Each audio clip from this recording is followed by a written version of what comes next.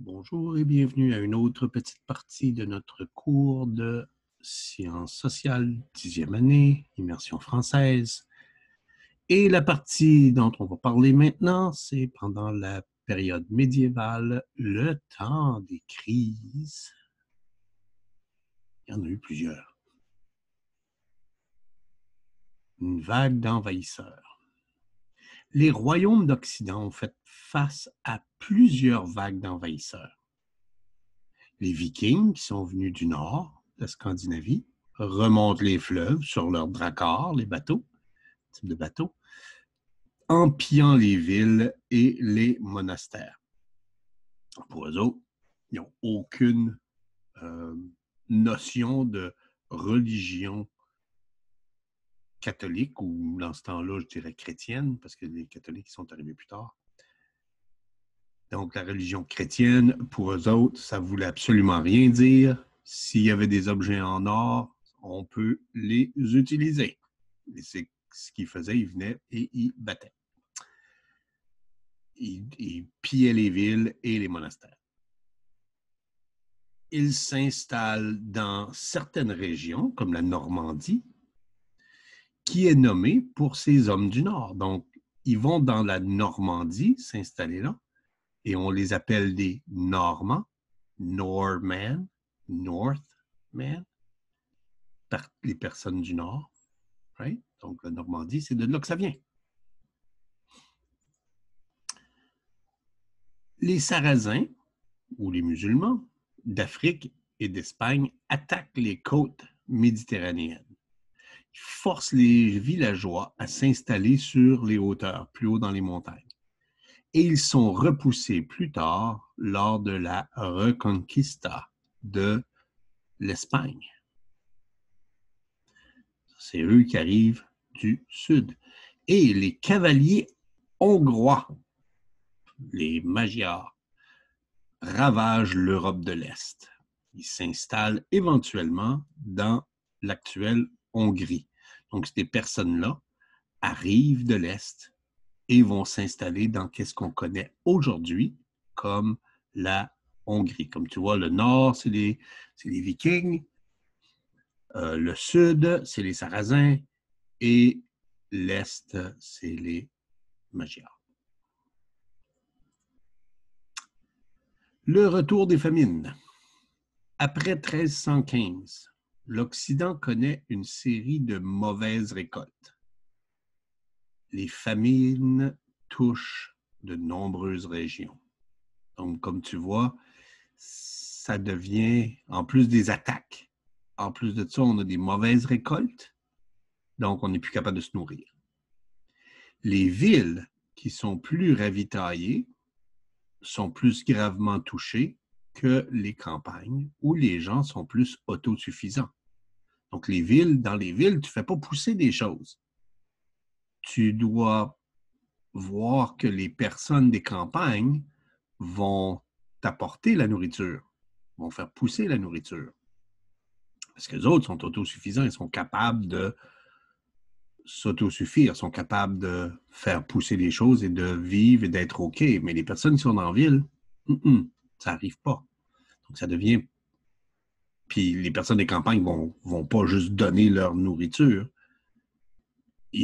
Comme ils ont des mauvaises récoltes, il n'y en a pas beaucoup. So, ils vont se servir eux-mêmes, ils vont faire sûr d'eux autres pouvoir vivre. Puis après ça, s'il y en a, ça va aller dans les villes. Donc, c'est très, très difficile pour les personnes qui habitent dans les villes.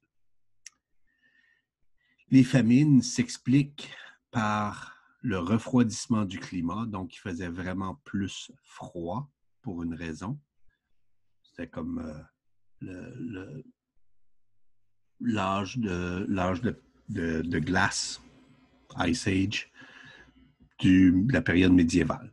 C'est très difficile. Les hivers rigoureux gèlent les semences et les étés pluvieux pourrissent les récoltes. Donc, l'hiver, quand tu avais mis des graines dans le sol, ça gèle souvent, donc ça ne peut pas pousser. Et pendant l'été, il pleut beaucoup. Puis comme il pleut beaucoup, ça fait pourrir les récoltes, donc tu ne peux pas les utiliser. Et ça devient vraiment insuffisant. Donc, en plus des attaques, on a des mauvaises récoltes à cause du froid et des étés pluvieux. Et aussi, ça s'explique par l'augmentation trop rapide de la population par rapport aux ressources alimentaires. Donc, il y a eu énormément, il y a eu beaucoup de gens parce que c'était une période plus chaude, right? Il faisait plus chaud, le climat était plus chaud avant, donc les populations se sont vraiment agrandies, ont fait des villes, etc., etc. Mais à un moment donné, quand tu as trop de monde, il y a beaucoup de monde, puis les ressources manquent à cause que là, il commence à faire froid, les ressources manquent. L'été, ce n'est pas des bons étés, il pleut tout le temps, ça fait pourrir les récoltes. Ça devient difficile pour les personnes à vivre. Et il y a eu des pestes redoutables. Donc, l'homme qui est mal nourri, ou l'humain qui est mal nourri, est sans défense contre les maladies. Il y a eu un temps qu'ils pouvaient bien se nourrir, donc les gens étaient moins malades, etc. Mais là, comme ils ne peuvent pas se nourrir aussi bien, les gens deviennent malades. Et il y a eu qu'est-ce qu'on appelle la peste bubonique, qui, elle, est venue de Crimée sur la mer Noire et se propage en 1348-1349 dans toute l'Europe, en suivant les grandes voies de communication. Donc, ça a commencé dans les bateaux. Les bateaux arrivaient dans l'Europe, ils arrivaient de la Crimée, sur la mer Noire, ils arrivaient avec différentes choses pour vendre, etc. Et dans ces bateaux-là,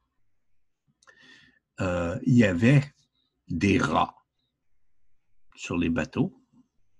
Et sur les rats, il y avait des insectes.